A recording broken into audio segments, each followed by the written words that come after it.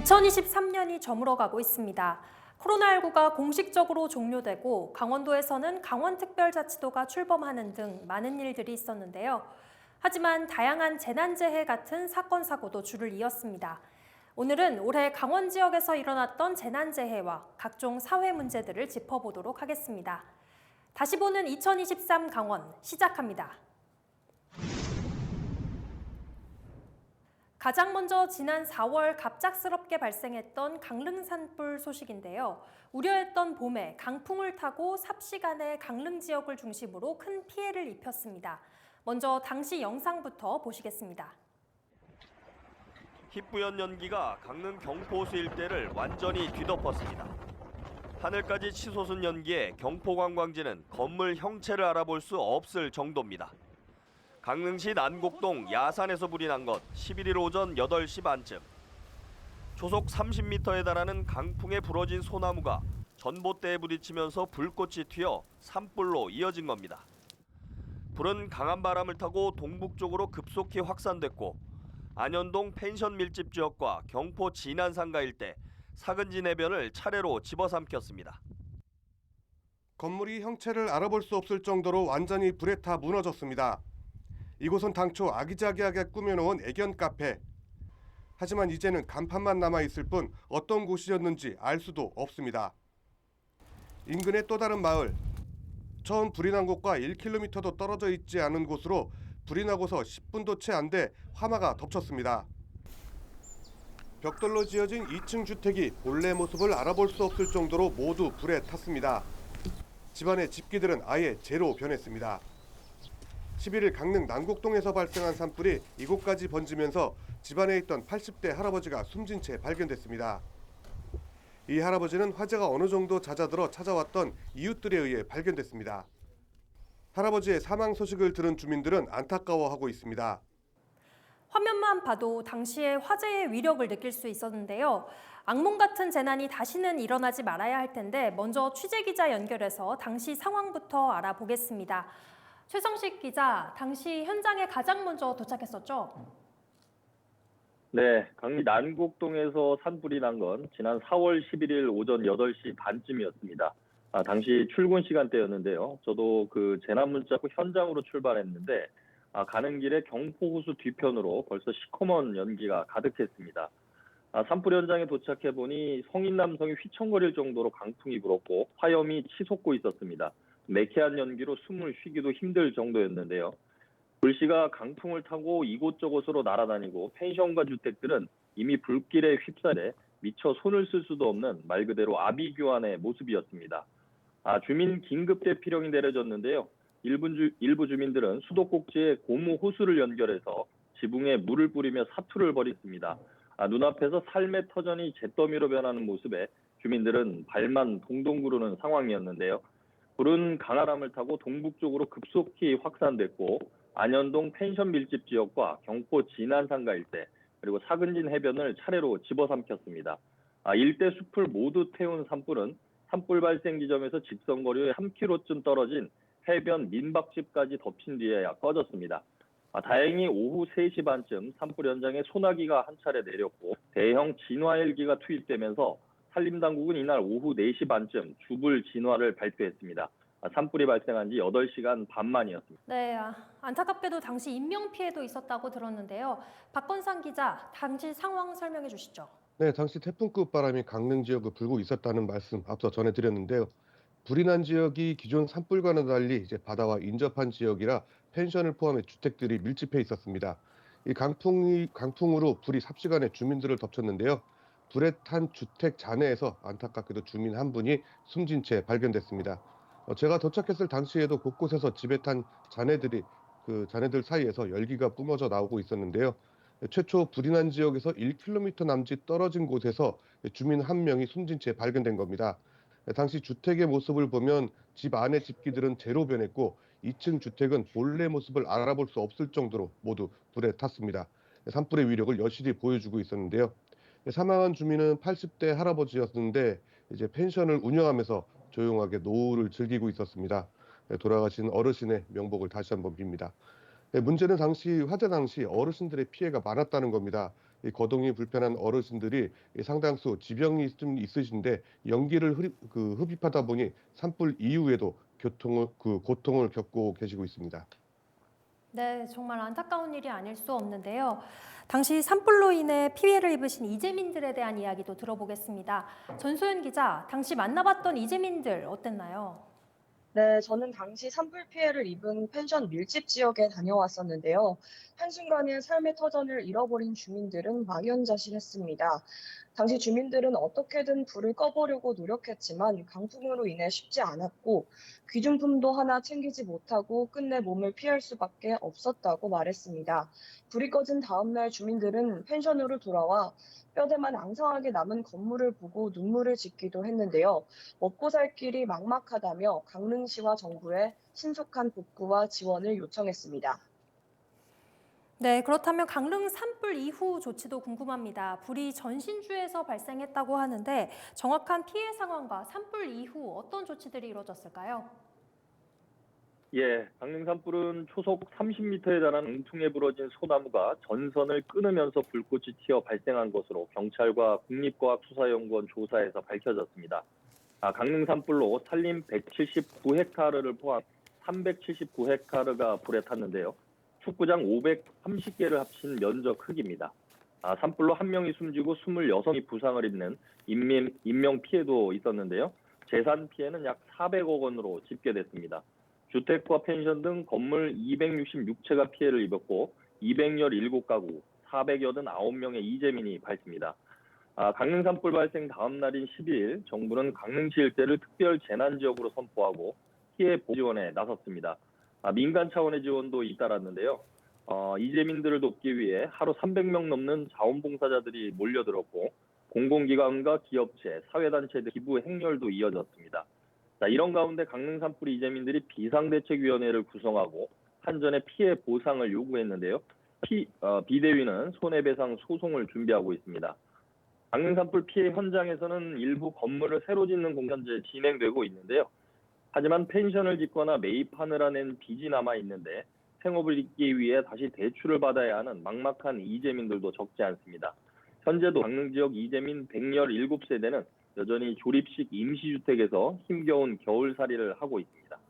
네, 이렇게 산불 당시 상황과 피해 모습, 그 이후 이뤄진 조치까지 짚어봤습니다. 산불로 피해 입으신 모든 분들께 위로의 말씀드리고 부디 하루빨리 피해 복구 조치가 이루어졌으면 좋겠습니다. 여름에는 집중호우와 산사태도 이어졌습니다. 7월부터 장마 전선의 영향으로 집중호우가 이어지면서 곳곳에서 산사태가 발생하기도 했습니다. 또 일부 지역에서는 100mm가 넘는 많은 비가 내리면서 주민들을 불안에 떨게 했는데요. 영상으로 먼저 보시겠습니다. 세찬 장대비가 쉴 새 없이 쏟아지고 시가지 이면도로는 어른 허벅지까지 차오를 정도로 물에 잠겼습니다.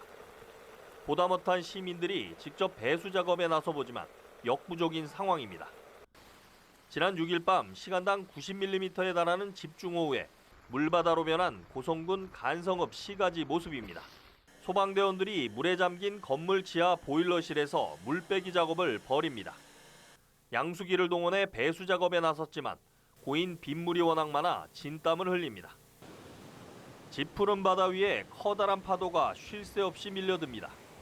어느새 서퍼가 파도에 올라타더니 미끄러지듯 바다를 가르며 나아갑니다. 강원도 동해안 해수욕장 85곳이 차례로 문을 열었습니다. 저마다 차별화된 전략으로 피서객 유치에 나섰습니다. 강릉시는 경포해수욕장에 오리바이 다이빙대와 어린이 해수풀장을 설치했고 안목해수욕장에는 반려견 전용 풀장을 마련했습니다. 속초시는 속초해수욕장 야간 개장을 확대하고 탄소중립 해수욕장으로 운영합니다. 도로와 인접한 절벽에서 바위와 토사가 마치 폭포수처럼 쏟아집니다. 지난 13일 오후 6시쯤 정성군 봉산리 피암터널 위에서 산사태가 발생했습니다. 당시 정성군에 내린 비는 21mm 정도였지만 이미 지난 6일부터 소규모로 발생한 낙석은 지속적으로 내린 비를 견디지 못해 산사태로 확대된 겁니다. 산기슭에서 흘러내린 바위와 토사가 마치 폭포수처럼 쏟아져 내립니다. 지난 13일 오후 6시 강원도 정선군의 한 야산에서 산사태가 발생했습니다. 지난 9일 한 차례 산사태가 발생한 데 이어 계속된 장맛비를 이기지 못하고 또다시 무너져 내린 겁니다. 취재기자 연결해서 자세한 내용 들어보겠습니다. 전소연 기자, 올해 강원 지역 장마와 집중호우 상황 어땠나요? 네, 올해 여름 강원 지역에서는 장마 전선의 영향으로 인해 장마가 3주 가까이 계속됐었는데요. 6월 말부터 시작된 장마는 일명 도깨비 장마라고 불렸죠. 짧은 시간에 많은 양의 비가 내렸다가 또 언제 그랬냐는 듯 푹푹 찌는 무더위가 반복되는 양상을 띄었습니다. 이런 도깨비 장마가 2주 넘게 계속되다가 7월 중순 전형적인 장마가 시작됐습니다. 그에 따라 7월 당시 춘천, 원주, 홍천은 오전 시간에만 100mm가 넘는 세찬비가 쏟아지면서 나무가 쓰러지는 피해가 속출했고요. 지하실이 침수되는 등 장마로 인한 피해가 잇따랐습니다. 네, 장마로 인해 인명피해도 발생하는 안타까운 소식도 들려왔습니다. 정선 봉양리에서는 대규모 산사태가 발생했는데 당시 상황을 계속해서 박건상 기자로부터 들어보겠습니다. 네, 앞서 정선 피암터널 위 산사태 영상 보시고 많이 놀라셨을 텐데요. 네, 다행히 정선군에서 사전에 차량 통행을 막아서 인명 피해는 없었습니다. 네, 당시 영서 지역을 중심으로 또 300mm가 넘는 많은 비가 내렸던 원주시 신림면에서는 7월 14일에 안타까운 사망 소식도 들려왔습니다. 네, 14일 오전 8시쯤이었는데요. 소 먹이를 주러 가던 주민이 급류에 휩쓸렸습니다. 이 주민은 이제 로프에 몸을 묶고 이 하천을 건너려고 했는데 로프가 끊어지면서 이 같은 변을 당한 겁니다. 또 원주 불원면의 경우 충주댐에서 많은 물이 방류되면서 농경지 침수 피해도 잇따랐습니다. 그런데 농민들은 매년 이 같은 침수 피해를 입고 있다면서 대책 마련이 시급하다고 지적하고 있습니다. 네, 안타까운 소식이었는데요. 동해안 지역도 집중호우로 인한 피해를 피하기는 어려웠습니다.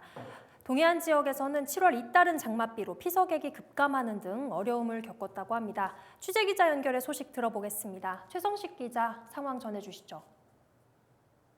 네, 코로나19 사회적 거리두기가 완전히 해제된 첫 피서철을 맞았는데요. 7월 내내 계속된 집중호우로 동해안 해수욕장들이 또 직격탄을 맞았습니다. 특별자치도가 올해 최종 집계한 동해안 해수욕장 피서객은 총 656만 명으로 지난해보다 5.1%가 줄었습니다. 강릉이 196만 명으로 가장 많고 고성이 169만 명, 속초 99만 명 순이었는데요. 대부분 지역이 전년에 비해 피서객이 25% 내외로 감소했습니다. 한여름 주말과 휴일마다 장맛비가 내렸고 높은 파도로 수영이 금지되는 등 악재가 잇따랐기 때문인데요.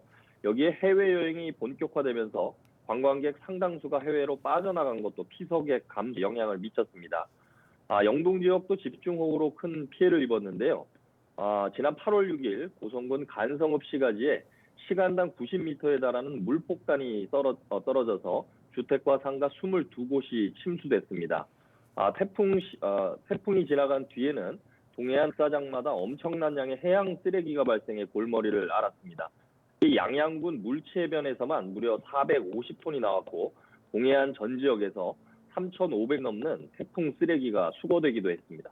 네, 그런데 이렇게 집중호우는 매년 이어지는데 문제는 똑같은 피해가 계속되고 있다는 겁니다. 춘천에서도 피해가 있었다고 하는데요. 무엇이 문제일까요? 취재기자 이야기 계속해서 들어보겠습니다. 정승환 기자 소개해 주시죠. 네, 맞습니다. 원주 불원면의 경우 매번 장마 때면 농경지가 물에 잠기는 일이 빈번하게 발생하고 있다는 소식 전해드렸는데요. 침수 피해의 원인은 바로 댐이었습니다. 홍수와 가뭄을 대비해 만들어진 댐이지만 정작 댐 인근 지역 주민들은 댐 방류로 인한 피해를 입고 있었습니다. 불원면은 충주댐이 방류할 때면 매번 농작물 침수 피해를 입었습니다. 춘천도 소양강댐이 방류할 때마다 주변 지역에 크고 작은 피해가 발생했습니다.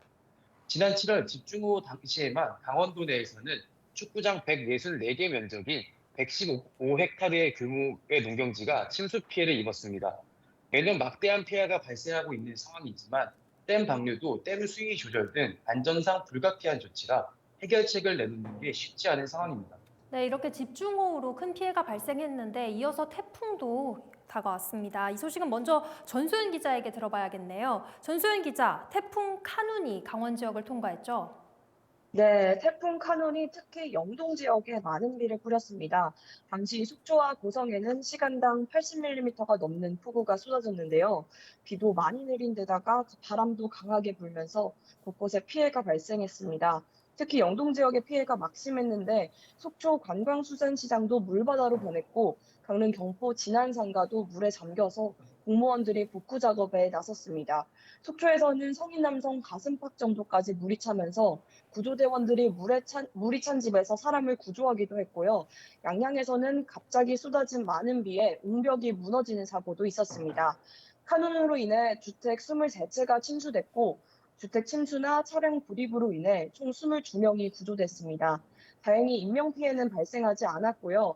낙석이나 도로 장애 등으로 인한 피해 신고는 120건에 달했습니다. 이렇게 이상기후로 인한 집중호우와 태풍은 강원 지역에 많은 상처를 남기고 갔습니다. 그런데 춘천에서는 녹조까지 발생했습니다. 소양호에 50년 만에 녹조가 발생한 건데요. 집중호우와 태풍이 지나간 후 유례없는 폭염이 이어지면서 오랜 시간 녹조가 발생한 겁니다. 영상으로 보시겠습니다. 하늘에서 바라본 소양호 풍경입니다. 호수 위로 마치 잔디가 깔린 듯 진한 녹조가 가득합니다. 녹색 페인트를 풀어놓은 듯한 녹조는 소양호 상류에서부터 4km가량 이어져 있습니다. 녹조를 빨아들이는 흡착포를 물 위에 덮고 포크레인으로 나뭇가지와 부유물을 걷어냅니다. 하지만 진녹색으로 변해버린 물살은 불과 한 치 앞도 보이지 않습니다. 이런 대규모 녹조는 소양강댐이 생긴 지난 1973년 이후 50년 만에 처음입니다. 지역 주민들도 놀란 모습입니다. 옛날엔 안 꼈지. 물도 그 이끼가 앉는 것도 파랗게 앉았어. 지금은 까맣게 앉잖아. 소양호에 녹조가 끼기 시작한 건 지난달 28일부터입니다. 장마가 물러가고 연일 30도를 웃도는 찜통더위가 찾아오면서 수온이 높아졌기 때문에 지난 7일 하늘에서 바라본 소양호 모습입니다. 강물에 녹색 물감을 풀어놓은 듯한 녹조가 선명합니다. 이슬이 맺힌다는 백로가 다가왔지만 연일 계속되는 무더위에 녹조 제거 작업은 더디기만 합니다. 녹조 발생 이후 소양호 인제대교 인근을 내려다본 모습입니다. 녹조 발생 초기 짙은 연두색이었던 강물은 8월 중순쯤 조금씩 맑아지는가 싶더니 지금은 또다시 녹조가 번져 있습니다.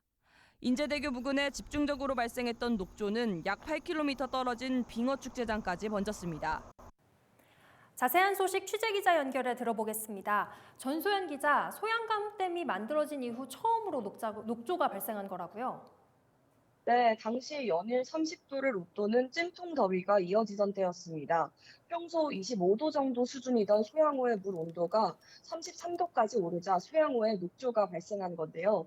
이런 대규모 녹조는 소양강댐이 생긴 지난 1973년 이후 50년 만에 처음이었습니다. 발생 초기 녹조는 소양호 상류에서 4km가량 발생했습니다. 제가 현장에 나가봤을 때는 호수가 마치 잔디밭처럼 초록색으로 변해 있었고요. 악취가 극심했습니다.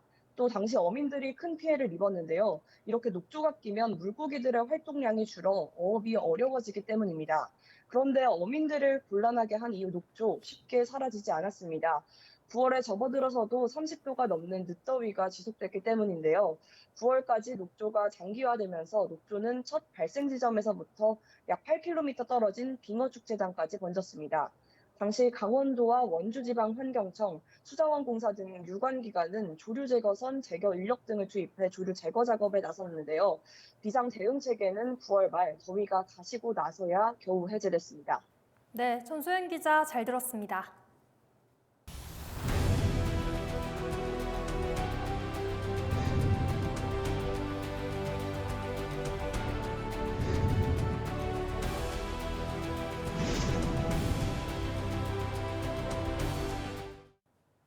네, 이렇게 올해 지역에 있었던 각종 재난재해 소식과 사회 문제 짚어봤는데요. 새해에는 부디 큰 사건, 사고 없이 지역 문제 해결에 한 발짝 다가가는 한 해가 됐으면 좋겠습니다. 다시 보는 2023 강원, 오늘은 여기까지입니다. 내일은 강원특별자치도 출범 소식과 함께 새롭게 추진되는 사업들 짚어보겠습니다.